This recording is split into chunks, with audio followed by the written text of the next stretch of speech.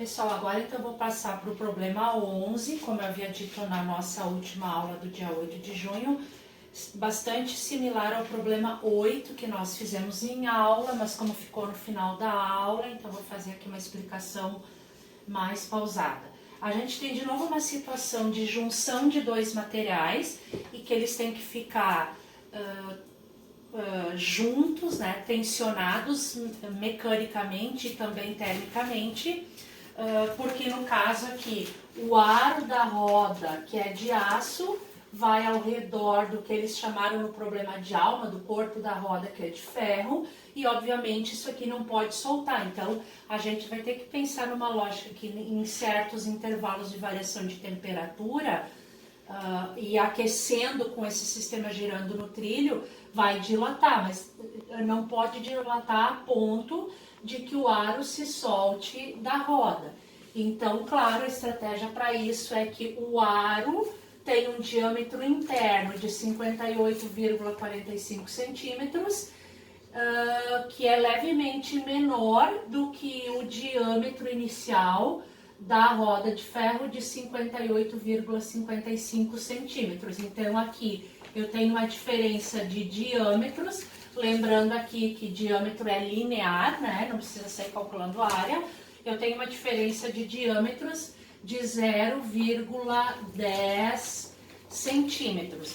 E ambos os sistemas foram medidos na temperatura inicial de 25 graus Celsius. Os coeficientes estão ali, mas é importante salientar que o aço tem coeficiente de 12 vezes 10 a menos 6, às vezes vocês vão encontrar 11, mas olhando na internet a gente vê que o aço, dependendo da composição da liga dele, ele tem tipicamente uma faixa de coeficientes de dilatação que pode variar desde 10 a 14 vezes 10 a menos 6 graus Celsius a menos 1, e o ferro, o coeficiente é menor, de 8 vezes 10 a menos 6.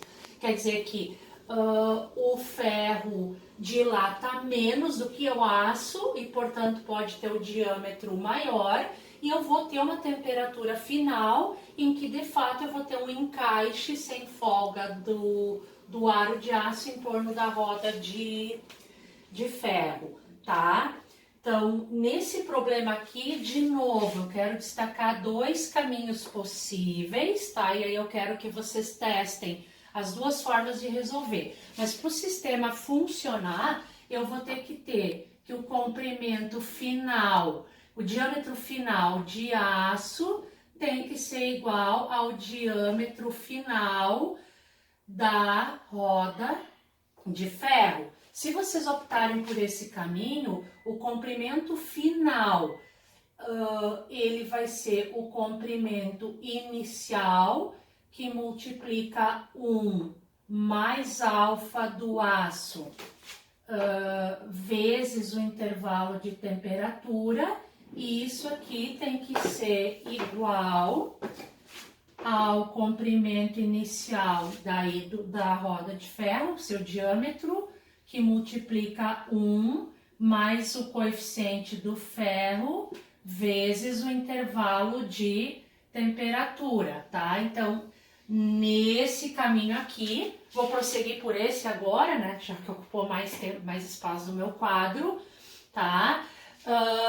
Vocês vão estar calculando a variação de temperatura, da mesma forma que a gente viu no exercício da última aula. Vocês têm que pensar que vocês terão que determinar a temperatura a menor temperatura que eu tenho que aquecer o sistema para que a montagem seja possível. Claro que é uma temperatura que vai ter que ser muito alta, mas a ideia é que quando isso reduzir um pouquinho, o sistema continue soldado termicamente, tá? Aqui então, o L inicial, comprimento inicial do aço, diâmetro, 58,45 centímetros, que multiplica 1 mais 12 vezes 10 na menos 6 graus Celsius na menos 1 vezes ΔT, e tudo isso aqui tem que ser igual ao comprimento inicial do ferro, 58,55 centímetros, que multiplica 1 mais 8 vezes 10 na menos 6 graus Celsius na menos 1 vezes ΔT. Essa multiplicação aqui vai dar 58,45 centímetros, mais essa multiplicação aqui, vezes 12 esp na menos 6, e aí já está multiplicando o ΔT, vai dar 7,014 vezes 10 na menos 4. Como o ΔT é a minha variável, eu vou continuar com a unidade de graus Celsius na menos 1. Isso tudo aqui vai ser igual a essa multiplicação, 58,55 centímetros, mais isso vezes tudo isso aqui. Ops, aqui faltou, desculpem. Estou multiplicando isso por isso, aqui ainda tem centímetros, senão não vou poder juntar. Agora eu tenho que multiplicar 58,55 vezes 8 esp na menos 6, vai ficar 4,684 vezes 10 na menos 4 centímetro vezes graus Celsius na menos 1, porque multipliquei isso por isso, e vezes ΔT. Mantendo as unidades, pessoal, chama atenção de novo, né, que esses dois números podem ser somados, porque estão na mesma dimensão de comprimento, e esses dois números aqui também podem ser somados, porque tem na mesma dimensão de centímetro vezes o inverso do grau Celsius. Então, se eu passar isso para lá positivo, menos, mudando o sinal, eu vou ficar com 0,10 centímetros, ficaria negativo a rigor, mas já estou fazendo a inversão do sinal. E esse número aqui vai estar...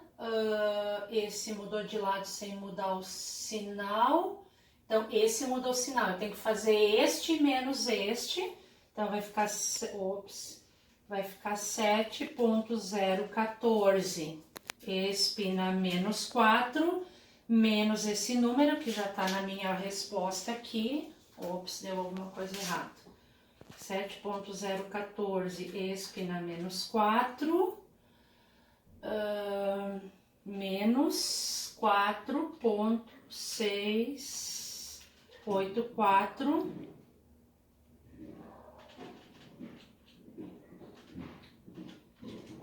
exponencial na menos 4.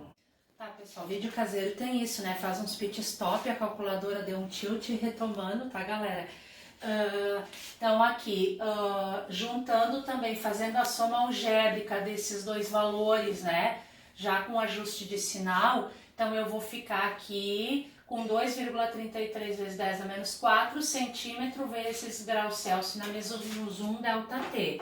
Indo já para a finalização, a minha variável, que é o intervalo de temperatura, lembrando que o que eu preciso determinar depois é a temperatura final, vai ficar 0,10 dividido por isso aqui, eu vou fazer direto, 0,10 dividido pela resposta, vai ficar 429,18 graus Celsius, porque centímetro com centímetro, como eu fiz uma divisão, vão estar se simplificando. Então, a minha temperatura final vai ser, como que estou querendo determinar ela a partir do intervalo que eu calculei, vai ser a variação de temperatura mais a temperatura inicial.